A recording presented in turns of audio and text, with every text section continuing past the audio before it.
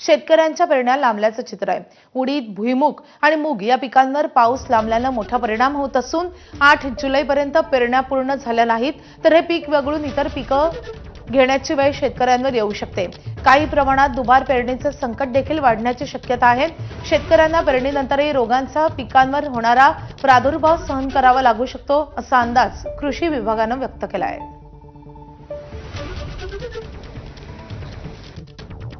आतापर्यंत खरं तर 204 सरासरी पाऊस अपेक्षित होता, जो फक्त 66.5 आतापर्यंत झालेला आहे, म्हणजे 32% पाऊस आतापर्यंत झालेला आहे। तोच पाऊस जर मागच्या वर्षी विचार केला तर 250 आतापर्यंत होऊन गेला होता, म्हणजे मागच्या वर्षीच्या तुलनेत यावर्षी पावसाचं प्रमाण खूपच कमी आहे।